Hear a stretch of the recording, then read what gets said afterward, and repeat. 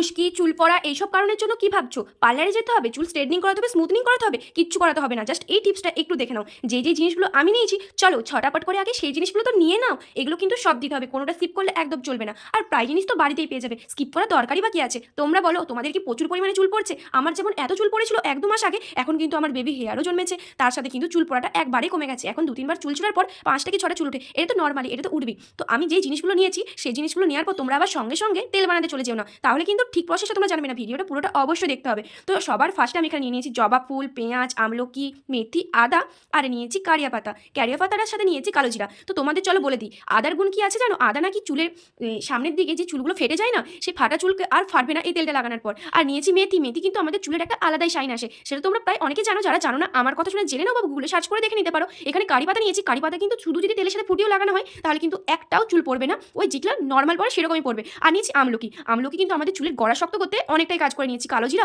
আর কালো জিরা গুণ তো আর কোনো বলারই নেই। কালো জিরা কিন্তু আমাদের শরীরের পক্ষে, খাওয়ার পক্ষেও ভালো, আর তেলের পক্ষেও কিন্তু কালো জিরাটা ফুটিয়ে মাথায় লাগালে মাথার যে খুশকি থাকে সেগুলো দূর হয়ে যাবে। তো যেগুলো আগে শুকনো ইনগ্রিডিয়েন্টসগুলো আছে সেগুলো আমি একটা পেস্ট করে নেবো, একদম নরম না, একটু শুকনো শুকনো ঝুড়ো ঝুড়ো পেস্ট করে নেবো। নিয়ে নিলাম আমলকি, মেথি, কালো জিরা, ক্যারি পাতা আর আদা। এটার একটা পেস্ট করে নিই। যতক্ষণ পেস্ট হচ্ছে ততক্ষণ চলো তোমাদেরকে জবা ফুলটা কীরকম নিতে হবে বলে দিই। আমি যে জবা ফুলটা নিয়েছি, এই জবা ফুলটা হলো হালকা পিঙ্ক। এখানে না আমাদের বাড়ির পাশাপাশি জায়গায় লাল কালারের জবা ফুল নেই, তাই এই জবা ফুলটাও চলবে, তোমাদের পাশে যদি থাকে। কিন্তু তোমরা যতটা পারবে লাল জবা ফুল নেওয়ার চেষ্টা করো। আর কারোর বাড়িতে যদি লাল জবা ফুল না থাকে তারা কিন্তু একদমই সাদা, হলুদ, গোলাপি এইসব জবা ফুল দিও না, কারণ এগুলো আমাদের চুলের পক্ষে একদমই ভালো না। তো তোমরা লাল জবা ফুলটা নিবে, আর এরকম স্কিপ করে রাখা পেঁয়াজ নিবে। আর জবা ফুলের যে সবুজ অংশটা থাকে সেটা কিন্তু তোমরা অবশ্যই ফেলে দিবে। আর এইদিকে কিন্তু আমি বাটনাটা বেটে নিয়েছি, একদম ঝুড়ো ঝুড়ো করে। দেখো, দেখতে পাচ্ছ, একদম ঝুড়ো ঝুড়ো করে বাটতে হবে। আর একদমই কিন্তু পাতলা করে বাটা এটা চলবে না, জাস্ট ঝুড়ো ঝুড়ো করে বেটে নিবে। আর এটা ঝুড়ো ঝুড়ো করে বাটার কারণটা তোমরা জানো? এটা ঝুড়ো ঝুড়ো করে বেটে নিলে তেলের সময় যখন দুবো, খুব তাড়াতাড়ি তেলের সাথে এই সব ইনগ্রিডিয়েন্টসগুলো রসটা তেলের সাথে মিশে যাবে। তো কাজটা অবশ্যই তাড়াতাড়ি হবে। আর দেখছো আমি হাতে করে তোমাদের দেখাচ্ছি একদম কিভাবে ঝুড়ো ঝুড়ো করে বাটতে হবে, কিন্তু এরকম ভাবে তোমরা বেটে নিও। এরপরে একটা কড়াই বসিয়ে দিয়েছি। আর আমি না এই শালিমা তেলটা নিয়েছি।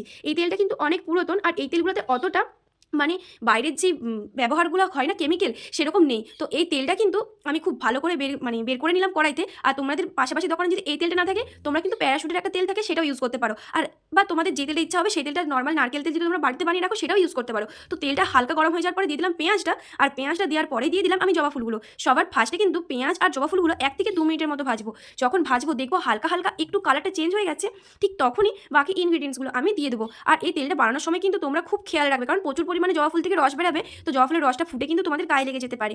আর তারপরে যেটা দিয়ে দেবো, আমি যেটা বেটে রেখেছিলাম সেই উপকরণগুলো।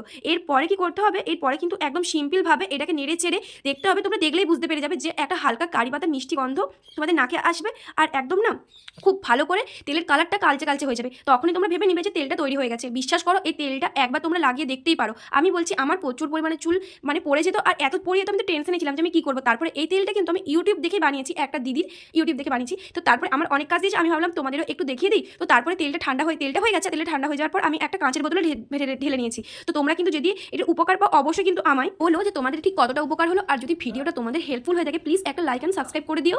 Bye bye.